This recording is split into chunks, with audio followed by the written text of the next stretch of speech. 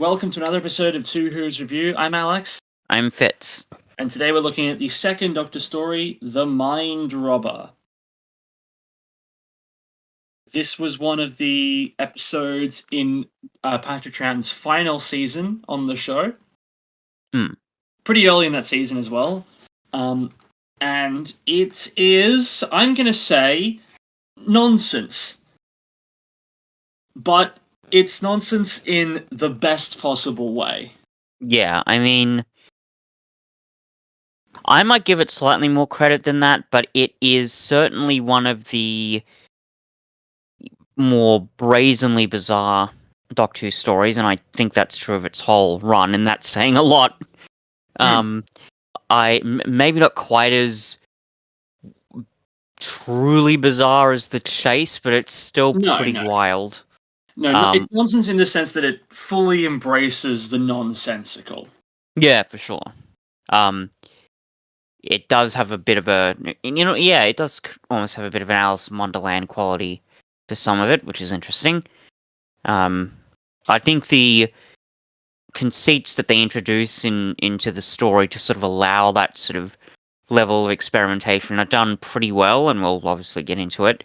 But yeah, generally this is pretty batshit. Let's be perfectly honest. Also, apparently it's our first Master episode. Interesting about that. Okay, I was gonna address this later on, but yes, it is weird that the main villain of the story is a character called the Master, but isn't actually the Master. Yeah, it's very strange. This is a story that apparently didn't get amazing reactions from fans at the time.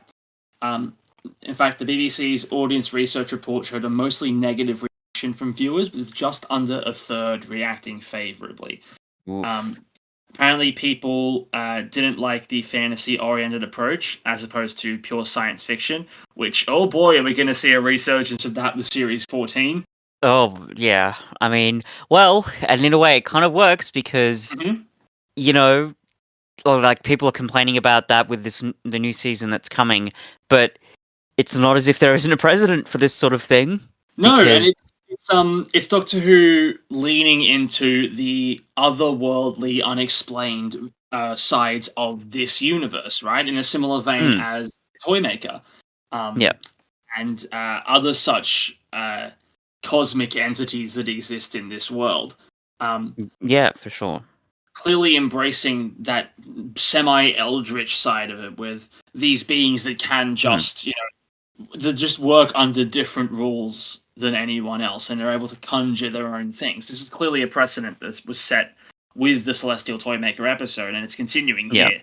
For sure. So, and I also just find it interesting that, like, it's still, like, in 1968, right? People, the show was about 5 years old. People could be forgiven for being like, okay, I mainly tune into this for the science fiction. That's fine, but like even then, it had to have been said, like, it was still multi-genre back then. Yeah, I think even if you go back to the chase, you got the really weird bit where they go to the sort of horror world, and it turns out that in a very sort of Twilight Zone twist, it's just a sort of a carnival attraction.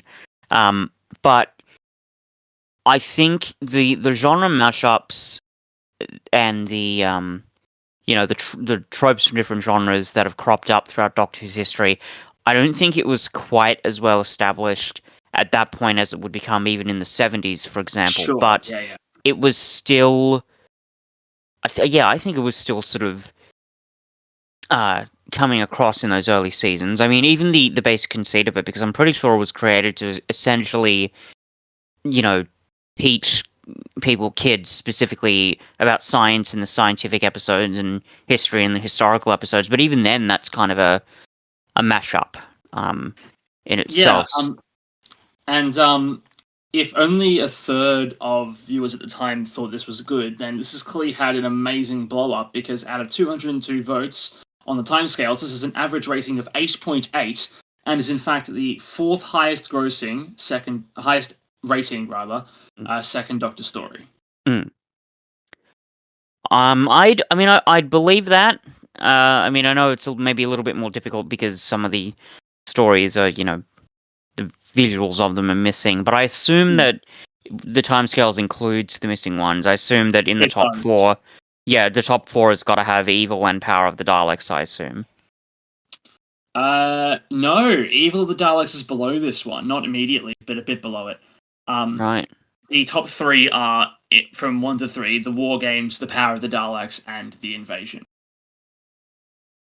Yeah, I mean, again, that would make sense to me. We should cover the War Games at some point. That'll be its own thing, but we'll get to that anyway. Yeah. But for this episode, it's still very impressive in my view what they're able to do and get away with here, given the amount of certainly budgetary constraints that they surely would have had. The fact that this story is so sort of wild and imaginative speaks to what I've often said about Doctor Who. One of its strengths is that barring certain constraints, you can do essentially anything. And this story really proves that, because if you want to have a scene where there's a unicorn charging towards our heroes, or Sir Lancelot on horseback, or Cyrano de Bergerac just showing up, or one of the companions climbing up a rope that turns out to be Rapunzel's hair, apparently you can do all of that. Yep, and it occurs to me that we have not done a huge amount to explain the episode's premise, so people who are listening to this having not seen this episode are just now going, what the fuck is this? Well, we'll get there in a moment. Yeah. This episode has a 9 for plot out of 115 votes. I think that's a little high, and I'll obviously get into why. There's a bit near the end that I take sort of issue with, but generally it is pretty well constructed, I think. And again, especially how bizarre it gets, the fact that it manages to wrangle in all these different concepts and even story twists are very impressive, I thought. Yeah, I think it's a 5-episode story that doesn't have a significant amount of wasted time. Like, I think episode 3 is a smidge repetitive at moments, but that's really it. Like, otherwise, this episode uses its time pretty well, if not to expand the plot to just be ridiculous for the purposes of the plot. Yeah, And it does both of sorry, those things very well in that regard. Yeah, it's interesting actually. You talk about the number of episodes, but essentially this story is about as long as the average 4-part story, because the episodes only go for about 20 minutes each. With I think it's the either part 4 or part 5. I read this, I think, on the TARDIS wiki, but basically there's an episode that goes for about 18 minutes, which is the shortest episode of Doctor Who ever, which is interesting. So it's only about the same amount of time. It's about 100 minutes. Okay. But it's still certainly, in terms of plot, uses that time better than other stories we've watched. Oh, yeah, no, certainly. Yeah, and it's not, as much as we loved the chase, the plot's more cohesive than that story was, which is interesting. Certainly, yeah. Yeah. 8.9 for acting. Yeah, everyone's good in this. Yeah, I mean, like, there's no... Yeah, I don't think I can really think of a weak performance. They're obviously they're hamming it up a little bit, but that's just sort of part and parcel at this point with Doctor Who. They certainly, and especially given they're all sort of fictional characters, they work well, even if they're sort of portraying kind of archetypes. They're still quite compelling, and the main cast, it's great, including our Jamie replacement. Oh, right, yes. Who wasn't too bad, given... No, yeah, Hamish happened. Wilson, who rocks up as Jamie for bits of 2 episodes, and I think it's one of his only major acting credits. Written into the story because Fraser Hines had chickenpox and couldn't be there for some of the recording. Yep, and in a very BBC move, they decided to take Jamie's face off and have the Doctor, not understand his friends well enough and just cobble together a totally different face for Jamie, because that's just how this works. Yeah, absolutely. I thought you were going to point out the return of our good friend Bernard Horsfall, Yeah. who plays Gulliver in this, but has played several characters in things we've looked at in the past, like Chancellor Goth in The Deadly Assassin and Baines in Davros. And he has, in fact, two other Doctor Who appearances that we will get to at some point. What are the other ones? The War Games and Planet of the Daleks. Nice. Interesting. Yeah, so those are things that happen in this story. Yep. Among other things. Yep, and again, we'll get to that eventually. 8.7 for effects. I love how minimal a lot of this stuff is. Yeah, it's really, as I say, impressive given the, undoubtedly the budgetary constraints they would have had. The way they've worked in all these crazy concepts. I mean, they look like they've clearly just dipped into, the BBC, costumes vault, especially with the, Rapunzel and Sir Lancelot and people like that. But it still worked in pretty well. The use of the unicorn, for example, I mean, I can't be certain, but it looks like it's stock footage because it looks like it's been filmed in celluloid. So I don't know whether they've just taken it from an old movie or an old BBC short. I don't know where they've gotten it from, but the way it's edited into the story is still pretty compelling, and it works well enough to make it effective. The Minotaur as well. I remembered that bit, and because I'd seen this story years ago, and I got it confused. I thought Jamie was with the Doctor at that point, but it was actually Zoe. And I actually thought that you never saw the Minotaur at all, but you don't. But you do. You get a little close up, but it still works pretty well. And even as you say, sort of the minimalist set design, the fact that you've got these sort of weird forest of letters that are just kind of weird little structures, or the fact that Rapunzel's tower is actually a weird minimalist sci-fi looking computer room. It all works quite well. Yeah, the zoom out of the forest of letters was one of the only parts that I thought, okay, that's not that hasn't quite got the reach for me. But I actually, speaking of the minimalist nature, like talking about the first episode briefly, like just the use of an empty set for this like white void, it's like incredibly effective and incredibly chilling.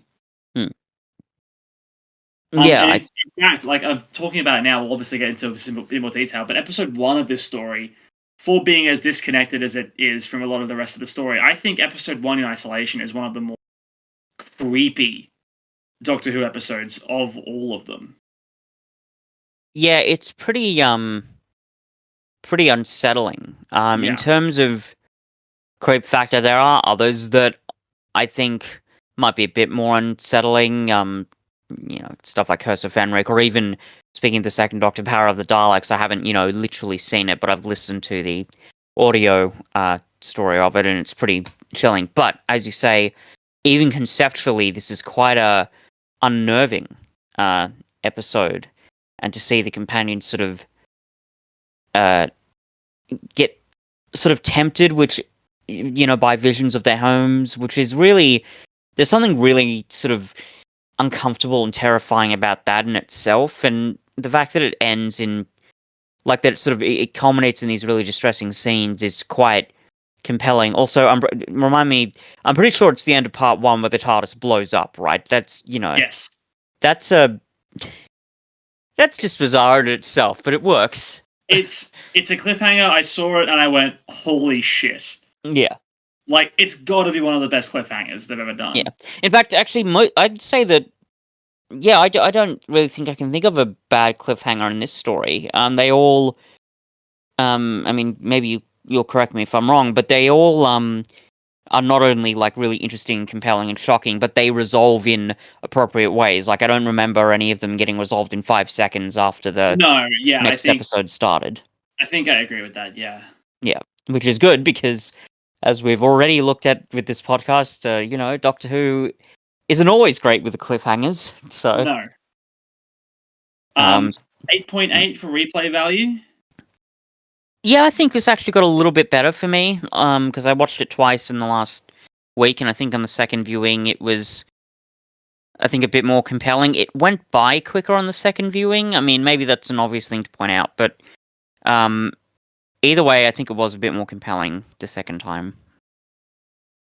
And 5 out of 111 people say this story requires a previous. It is standalone, but for the love of God, don't watch this first. Yeah, I mean, there's a case that in terms of showing the flavor of the show, in terms of tone and even wacky concepts, this is in a way like a good starter episode, but on the other hand, apart from the fact that you don't really get any understanding of, or much of an understanding of who Jamie and Zoe are, it's so strange that you'd be taking a risk by showing this as a first, to a first-time viewer. It's like, yeah, this is what you can expect. It's also yeah. the element of the show at this point. I always forget about this, how the end of the previous story continues on to the beginning of the next. So, like, how this episode begins and they're just at a volcano, I think. Yeah, it was as far as I can tell, anyway. Yeah, the story beforehand was the Dominators. It's been a while since I've seen that. I think I've got that on DVD. But yeah, presumably at the end of that story they were at a volcano, and I think the ending of this story, because it's pretty like sort of sudden, because they're sort of hoping that the TARDIS will come back together and they'll go back to sort of their universe all safely, and there's like, oh, I hope everything works out well in the end, and you don't really know. But the next story is the invasion, which I have seen, and I don't remember that part working into the plot of that story. But maybe we'll have to take a look at that story in itself. Yeah. I'll quickly do a synopsis just to get people a little bit up to speed. To escape from the volcanic eruption on Dulcus, the Doctor uses an emergency unit out of normal time and space. The travelers find themselves in an endless void where they are menaced by white robots.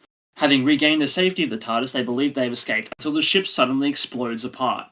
They then find themselves in a land of fiction where they are hunted by life-size clockwork soldiers and encounter characters like Rapunzel and Swift's Lemuel Gulliver.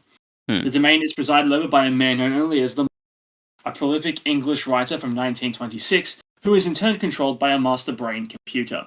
Now the Master is desperate to escape and wants the Doctor to take his place, while the Master Brain plans to take over Earth. The Doctor engages the Master in a battle of wits using a variety of fictional characters. Zoe and Jamie, meanwhile, succeed in overloading the Master Brain. Fusion, the white robots destroy the computer, finally freeing the Master. Mm-hmm.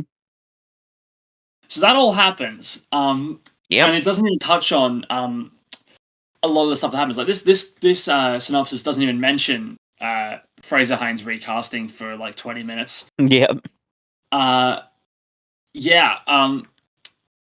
See, the bit at the end, how the Master Brain wants to take over, that is a bit of the episode where I was like, it's less interesting now. If the Master Brain just wanted the Doctor because it's a more powerful brain to tell more stories with these characters, I think that would be more compelling than take over the world. Well, that's the thing, right? It's unfortunate that it, as you say, that it's so sort of normal, I guess, or cliche. But even the villain's sort of overall motivation, I felt a little unclear about it. Like so the Master Brain wants to take all the humans and put them in the fiction world to take over the world, but why I think the way it was described is take all of the humans and move them to the fictional world, make them all fictional, and then with Earth empty, take over. But why? Exactly. That's the issue. Yeah, why would you? Surely you've already got all the humans in fictional realm. You've already won. Yeah. What is there to take over? Yeah. You could have even. I wonder if you could have even had an interesting thing go on where maybe the Master was, he's trapped here, doing the Master Brain's will, but maybe he wants to bring as many people into the fiction world as possible to populate it with people, so he doesn't get lonely and go insane. Maybe, yeah. There could have been a lot of interesting ideas they could have worked in, but they didn't. They just went with this very sort of ho-hum take over the world plot, which again they don't even really explain all that well. I think that element is probably one of the weakest parts of the story for Yeah. me, which is unfortunate because the rest of it is again astonishingly strong given how batshit insane it is. Yeah, I agree. Yeah, there's so many elements of the story that work and they shouldn't, but Yeah, they just do. I mean, Rapunzel being a character, being menaced by Medusa, and yeah, like, and the work around like the discovery of, if we had defeated Medusa a certain way, we would have succumbed to the stories. yeah. That's a really interesting conceit that they've got there. Like it does add that extra level of tension. The especially near the end where the Doctor's writing the stories, but if he writes it in a certain way, he'll become part of the story, and then it's really interesting that they go that route, and even the idea of the Doctor and the other companions, the the way they defeat these characters and monsters is by not believing in them. I was surprised how well that worked, given how often they use that method. I Yeah, think it's like every time they're confronted with a new monster, it feels more real and feels more terrifying. And then there's oh god, by the way, speaking of the plot description, they didn't even mention the carcass. That's a the whole other thing. But carcass. Yeah, I love the oh carcass. Um, god, I love that they didn't limit themselves to stories that and mythical creatures that existed in 1968. I like they took the opportunity to create some future ones. yeah. Um, And, and the and fact that the Doctor doesn't know who the carcass is, so that so creates another bit of tension, which is yeah, really great. exactly. They find a lot of really great ways of twisting around the premise of how to fight these things. Yeah, But also when the Doctor says, if you write something down after it happens, it's fact, but if you write it down before it happens, it's it's fiction. fiction, which is really clever. It's a good Yes. line of dialogue. And in a way, one of the other sort of frustrating things with this story is they're obviously exploring, the parallels between fact and fiction. In fact, I read on the TARDIS wiki, I think one of the original titles for this story was called "The Fact of Fiction," which would have been kind of interesting. Okay.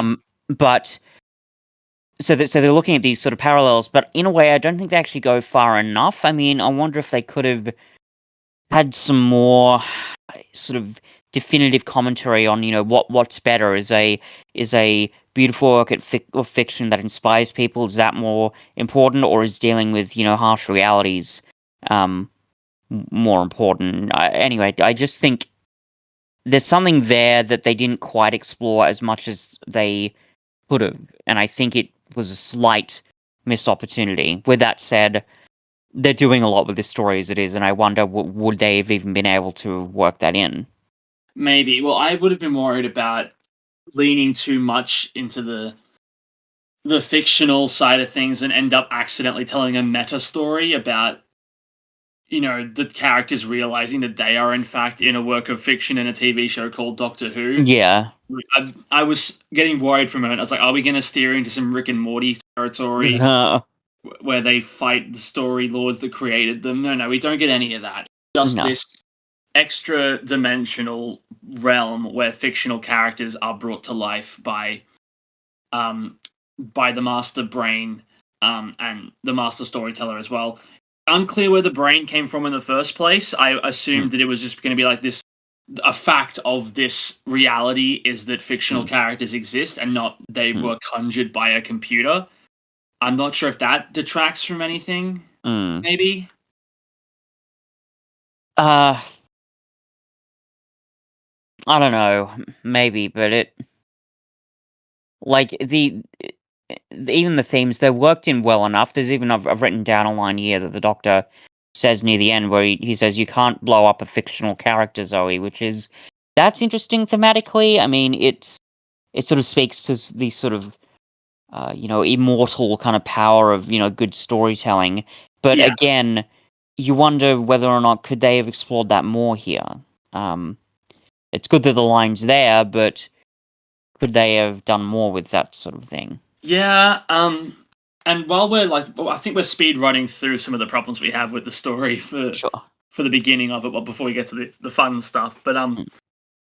for as much of a spotlight as they shine on Gulliver, he didn't really he rocks up and it's pretty much the same conversation they have with him. He pops up like 4 or 5 times, and it ends up being Carcass that ends up being the more prominently involved character with the story, even though they introduce him more than halfway through. Yeah. I was waiting for Gulliver to come out and go, "Oh, now that I've gotten to know, right, I'm going to reject my creator and help you out." And it never happened, and I was a bit annoyed at that. Yeah, he doesn't. Now that you think about it, now that I think about it, rather, he's not as integral to the plot as I actually remember him being. Like, he shows up, but I don't remember if there was any specific moment where, he saved the Doctor and the companions from some doom, because a lot of the time he's just like, oh, sorry? A lot of the time he's like, I don't see the monsters or the robots, and Yeah. then ends up inadvertently leading them towards them. Yeah, and then he keeps leaving and then showing up again. I think he said, oh, it's just my fate to be condemned to a restless lifestyle, so I must away again. It's... Yeah, he's largely there as part of the mystery at the beginning, right? Initially, where you're it's how did this guy end up here as well? But then when it's revealed who he is, it just deepens that side of things. But then after that, he doesn't really have much purpose. Yeah, and he provides a fun, bit of interaction with the Doctor that's really entertaining. But you wonder how cohesively he's sort of fitting into the overall narrative. Yeah, and I was look, slight personal anecdote, and people tend to laugh at this because of how nothing a claim it is. But the guy who wrote Gulliver's Travels, Jonathan Swift, I might be related to him. Really? Yes, I remember a conversation that I had with my my grandmother, my dad's mother,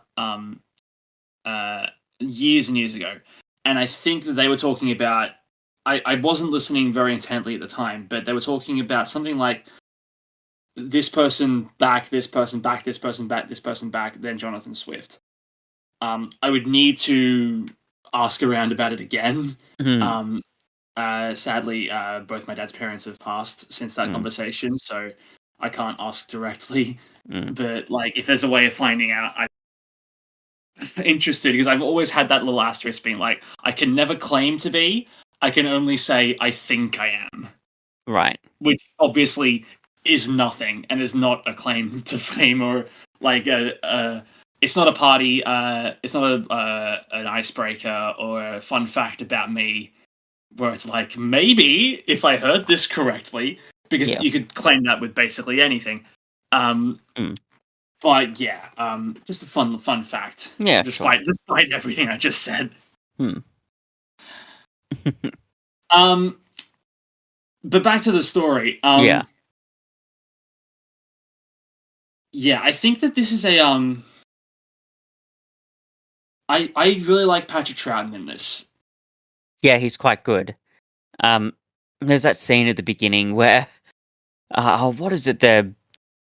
I think it is the volcano erupting, where the Doctor says, "Oh yeah, that looks really beautiful," and Jamie's like, "What are you talking about, Doctor?" Yeah, that's great though, because that is a very Doctor thing to do. We've seen it in definitely in subsequent stories. In the Church on Ruby Road even has a similar interaction, which is interesting. So that's good fun, but he's also, as you say, there's more to him than that in this story. Which is good. Yeah, definitely. I enjoy his explorative nature and the piecing together, but then also the resolve at the end to be even though Jamie and Zoe have been taken into fiction, I still won't kowtow. Yeah. And he finds another way around it. And then there's a sort of tension because he's got his explorative nature, but that's contrasted to the fact that he needs to save Zoe and Jamie, and he doesn't want them to leave the TARDIS. So early on, certainly, there's a nice sort of tension there. Yeah, yeah. And then the way he's just sort of, even by way of just pure curiosity, gets sucked in more and more into this weird fictional world until he almost literally becomes a part of it, which is very strange and interesting. Yeah, yeah. And just there's the idea that the master storyteller, like, it's clear that he's like weary and tired, but also claims to enjoy doing it. There's that dichotomy as well. Yeah, he's And I got that. love Sorry, go ahead. I just like how you can really like immediately tell when he's talking and when the brain is talking. Yeah, that was interesting. Like that, because doing that in the way that they did it was a bit of a risk because obviously you can sort of get confused, but it was done quite well, even in terms of performance. But as you also say, he does, because when he's talking about, especially literature, when he says he wrote, these stories, when he's talking to the doctor about it, there's obviously that sort of sense of joy and wonder that you get, if Action, you're, yeah, if you're a writer, the sense of passion. But there is that, obviously, that tension with the fact that he's really sick of his job, and he's, yeah. been driven a little bit crazy at this point, which is interesting. Also, it's very funny, but when we looked at Runaway Bride, I think Hadley said that a lot of the shots of the Rachnos Empress before she comes down to Earth, it's a bit sort of, I think she said it's a bit Dr. Claw, but that's even more true Oh of the yeah, Master writer here in the definitely, early yeah. scenes, that's just funny to me. Yeah, it's like hyping him up, building him up, and then ends up being just a sweet, kindly old man with half glasses and a kind disposition until the computer takes over. It's just Yeah, funny. I also like. it I also is. think it's funny how both of us are taking several steps to avoid calling him the master. We had to keep tacking on like writer or storyteller or Yeah, some other it's stuff. and it is pure coincidence. Like there's no There I is no connection. Yeah. yeah, like and it's just so strange. Again, it's one of those things where it's almost unique to Doctor Who, something like this happening, and the fact that it's just pure coincidence. I mean, unless someone decides to come along and retcon it and say, "Oh, actually, that was the Master Doctor," Which which it can't be the case because they would have done it much earlier than this. yeah, it sounds. I'm gonna be honest. It sounds, for better or worse, it sounds like something Moffat would have done. Um, Oof. and the thing is, the funny part about it is, even if they did do that, if someone does come along and retcons it, stranger things have happened in Doctor Who. Well, So yeah, like it's not like we, there aren't. It's not like it will be totally unexpected for it to happen. yeah. I do think that like the character has that name because brain though the guy Sorry, himself. sorry. Like the character in this is called the Master because the computer is called the Master Brain. Yeah, yeah, yeah. So it's not the character itself; it's just what they're No, hooked up to. yeah. It's just. I think that in the credits, he's literally, I think, just called the Master, and I think that was the thing that really made me think, oh, okay, so they really, the episode is calling him this, so Yeah, that is very strange. Um, but yeah, and he's as you say, he's a pretty good character. Like it could have, like the Master Brain itself is like as the computer is quite one dimensional, not yes, as bad as the Oracle. Sorry for no. bringing that up again, but. Why? Why? Last week and now this too. You're killing Ugh, me. ugh. This Maybe cannot be. This cannot be our new. Oh, it was never political. maybe it's just because that story was so bad, I'm still recovering from it. So if I make jokes about it, even if they're really frustrating, that way I'll cathartically be able to get over it. Um, Sure, a but bit of a my counter to selfish way of that. doing it, but still. Well, yes, my response to that would be do it on your own time. Oh dear.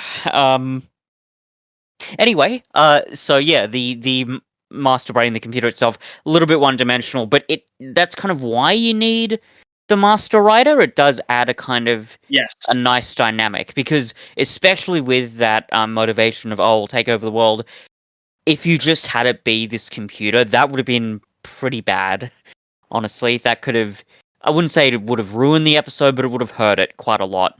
I do like how this episode is also accidentally a story about artificial intelligence can never be a substitute for creative people. I love that it's just have them accidentally tell that story as well. It is very funny. That is very, very strange. It's just funny how like this like master computer, which is supposedly all powerful and can create any story, still needs a human mind to function.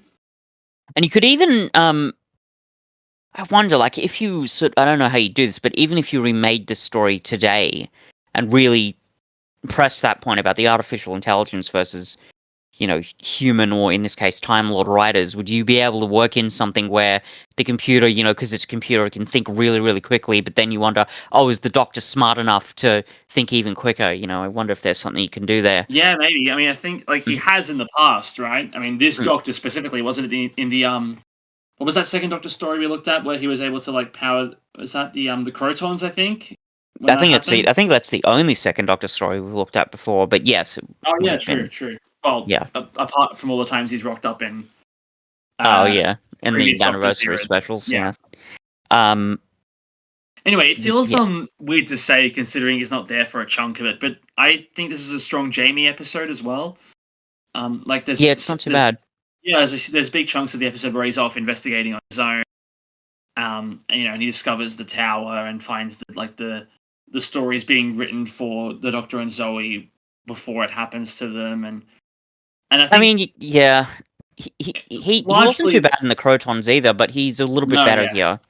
I do think that largely, though, the role of both companions in this story is something for the Doctor to save, especially by the end when they get taken into fiction. It ends up being like this sort of trump card, and it ends up being a bit more than that though, because they do end up like playing their part and like not just in terms of tricking the Doctor, also saving the Doctor and figuring it out. And they both do enough in this episode where I can be like, okay, you both did good, well done.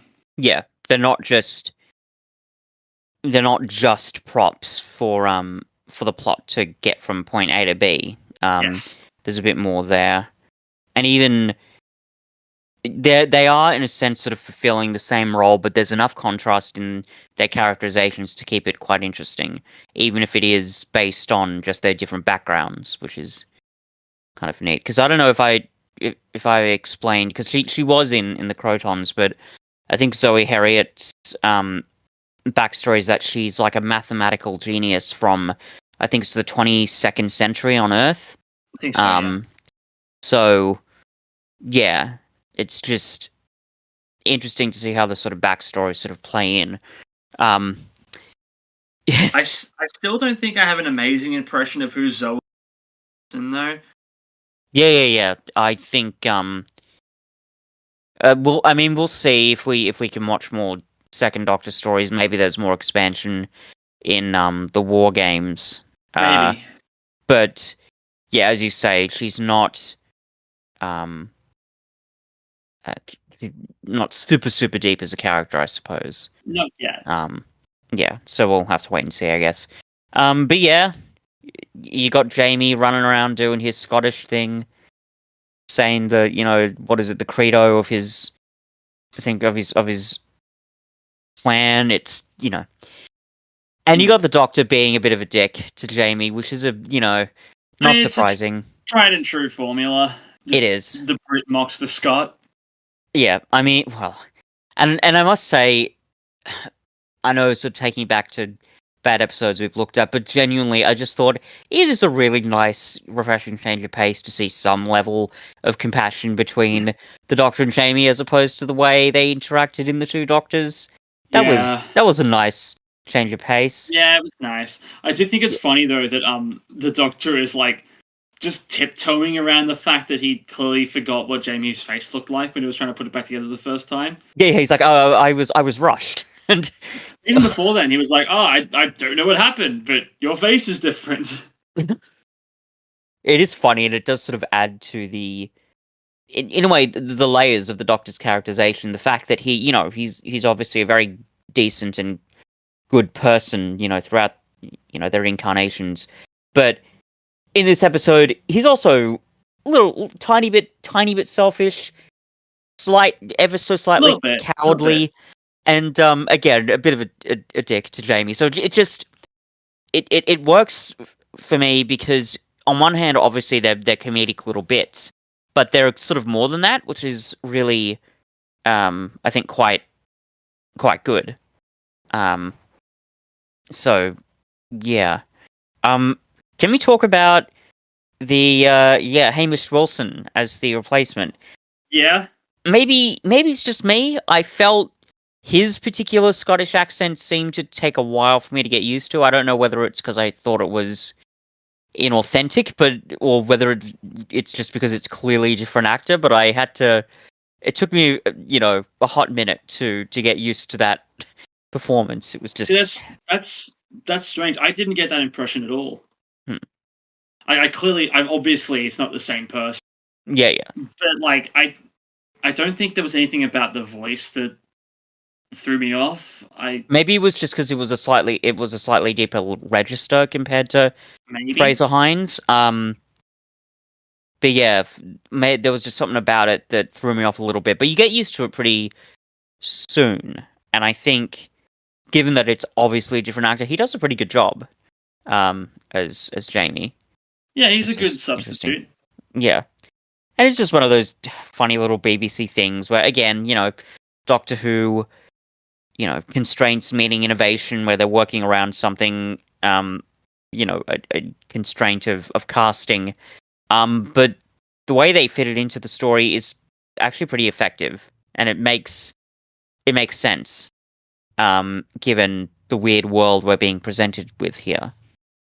Well, I just find it interesting that they decide we lose Fraser Hines for like this Mm, day or two of shooting or whatever it ends up mm, being, or a week or whatever. mm. And they think, okay, what we could have Wendy Padbury fill in for what he would have done during that time, and just have the Doctor, rather Jamie, stuck as cardboard for a little Mm. bit, or we could pay an entirely different actor to stand in for Jamie and brainstorm a reason why his face would change for those scenes. And I just Yeah, love that they always choose, like whenever they're presented with this in Classic Who, they will always take the second option rather than the first. It's just so great. yeah, and again, like it does go back to what I've said about Doctor Who using its limitations as, the impetus towards real innovation, that willingness to take risks, which has been part and parcel of it throughout its whole run. As comedic and almost silly as this seems, this is a classic example of it, and it works to surprisingly good effect. Because it's just sort of, it's that middle ground where it's just compelling enough. Do you think where you think, yeah, let's get his face back to normal, and um, but obviously also just explaining away this weird discrepancy. But it also works because it is quite comedic and funny, and watching the Doctor sort of floundering as to how he could have forgotten Jamie's face. It's just funny. The soldier that shoots Jamie both of those times is one of the toy soldiers, yeah? Or is it a different character altogether that we don't see outside of those two scenes? No, I think it's yeah, I think Gulliver says it's like a red coat. Oh, it's Um, the red coat. Yeah, yeah, yeah, yeah. yeah. I don't think the toy soldiers. I don't think they had guns like that they were holding. So yeah, I think it was like a red coat. I don't know if he shows up again. I don't think he does, but yeah, it was just interesting. Also, and again, this sort of goes to how well they're sort of integrating the concepts. But the fact that Jamie gets shot, but then just turns into cardboard. Where else is that going to make sense? um, the fact that they again integrated it as well as they did is really quite impressive. Um, so yeah, that was really neat. Um, I've just discovered that apparently episode one has a writer than the other 4 episodes. And it's impressive that it took me looking that up to find out. Because like as different as episode 1 is from the other 4, it doesn't feel that disconnected. Like it still feels like it's all part of the same narrative, and that might just be for all of them. Yeah, it's pretty cohesive. I think I read somewhere on the TARDIS wiki that it had a different writer, but I'd forgotten about it. But that, in a way, speaks to its strength, because if they are written by different writers, it doesn't really show that much. Yeah. That's just, I guess, a strength of the writing in general, which is really quite good. Oh, this is a small thing. I love the stop motion they used for the Medusa's hair. That was great. That was good. The rest of Medusa, not so much. I do think that doesn't really hold up that well. I don't mind it. I mean, like, she's meant to be this. Well, Statue, I guess, yeah. Yeah, like, she looks like a statue. Yeah, so the Medusa, yeah, there is something kind of fake about the design, but I think it works well enough. I think she is presented as a sort of statue. She's almost got, like, a Weeping Angel's quality to her, which is interesting. Yeah. So I think I understand what you mean in that it does look. The mask, like, looks quite artificial, but it works, and it gives it this really, really creepy look. Like, the fact that that face doesn't really have an affect, it just, I like how sort of menacing that is. And again, yeah, just the use of stop motion for the snakes is just really great, but that's just because I'm a sucker for stop motion. And then at the end of the whole thing, we get this this sort of actually battle between the storyteller and the doctor, and it's essentially the equivalent of 2 kids on the playground who are like trying to like win the fight in a single word. Yeah, where it's like, it's straight out of Toy Story, where it's, I brought my attack dog field. Well, I brought my dinosaur who eats force field dogs. And honestly, in a way, it reminds me of like a game you'd see at an improv show. There's almost like a Whose Line quality to it.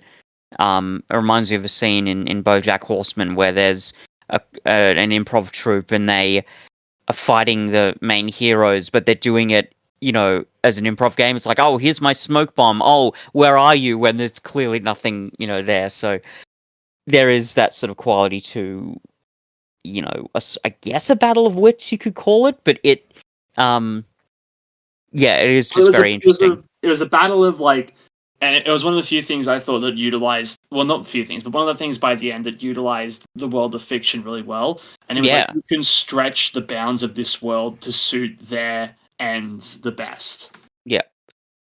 Like releasing Jamie and Zoe as opposed to keeping them under control, and then, well, I guess I'll kill them now using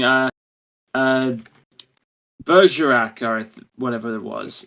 Cyrano de Bergerac. Cyrano de Bergerac. I said, okay, well, I'll bring in D'Artagnan. Oh, did I say Bergerac? I meant Blackbeard. Well, I meant Sir Lancelot on his horse and in full armor. Yeah. It's, it is very funny. And then, of course, Carcass comes in to sort of help save the day. Yeah, it's always great. It was always great seeing him come back. It started out as this like imposing like super villain essentially, and then you've defeated me. I'm at your service. I'll happily, rip open this window shield thing so you can repel using Rapunzel's hair into this typewriter station, only to do. I'm happy to be of service. Right. Yeah, it's just really interesting the way that these all sort of come in. It is in a way a little bit like with the Toy Maker in that you have to sort of follow the rules of the game. That's just how physics works in this universe. Yeah. But given that, it's interesting to see how that's used in the story. Yeah. And how far the story's willing to push that concept. It's quite impressive. It does mean that the end of the episode is a bit rushed. Yeah, there's like a 2-minute span where it's like we have to overload the computer. Okay, the doctor's free. Now I'm going to get the master out of here. Now we're going to run away. Yeah. The things are attacking itself now. Let's hope that we're fine after this realm implodes on itself. Oh, the TARDIS is back. Credits. Yeah. I mean, I could have been bothered more by that, and it does just sort of speak to, again, how brazen the writer's willing to be with the concepts here. I mean, at least the least you can say is that ending, you're certainly not really bored by it because there's a lot of shit the story's throwing at you. But with that said, it is quite rushed. And I think I got a bit of confusion with the robots. Like, I wasn't sure how they escaped the robots or how the robots were sort of commanded to destroy everything. I can't remember what it was, but there was some slight mystery to that I don't think was fully explained. I think it's just they were able to escape, and then the robots were programmed to destroy, but not just told what. So they just started destroying the computer because it was there. Right. It's not like it's not an amazingly strong resolution. No. I didn't really notice anything until the credits started rolling because they basically just reversed the shot of the TARDIS exploding in the first place, and then ooh, and I was like, hey, what? Are we not going to see them inside the TARDIS? Like, is the Master going to be inside the TARDIS next time? Is he going to like be a minor character for a little bit, or leave him back to 1926? Like, what happened? Resolve. Resolutions are meant to resolve things. Yeah, it's a little bit frustrating, I guess. I think for me that and the villain's motivation are probably some of the weaker parts of the story. But generally pretty good. Yeah, no, those are the only really two things that really stick out at me. Otherwise, I thoroughly enjoy this story. Yeah. I was surprised, because I think I vaguely knew it had a pretty good reputation, but I was still surprised how much I enjoyed it, and again, how cohesive the narrative was, given because when you really think about it, this story could have been a disaster. Oh, easily. Given how strange it is, and how sort of flimsy and silly they could have been with the the rules that they're setting up, but it works really, really well. And it does, and this in a way is why I said, on some level, it's almost a good story to give to a first time or early Doctor Who viewer, because it's doing all the great things that a Doctor Who story can and should do, and it's doing them very well. As we said, apparently a story in which rhino aliens in a hospital on the moon with a vampire old lady who's got a straw. That's an average episode, apparently, compared to this. The perks of being a Doctor Who fan. It is admirable and entertaining, and it all just works together in a pretty cohesive way. So yeah, And I'm gonna give it an 8. Me too. Yeah. It's only at least as good in its own way as Smith and Jones, and that's just like a solid story. And this story, even if it's slightly flawed, it's doing a lot of interesting and innovative things and making them all work really well. So I think an 8 is fair. Yep. Okay, so next time we'll be continuing our Series 3 analysis by looking at the Shakespeare Code. Mm-hmm. Until then, I'm Alex. I'm Fitz. And what is it that Jamie says? It's I'll try and nail this in flawless Gaelic. Criag and Durik. That's actually not too bad. Mind you, I wouldn't know, so oh well. I'm positive I fucked that up, and I apologize to any Scots listening.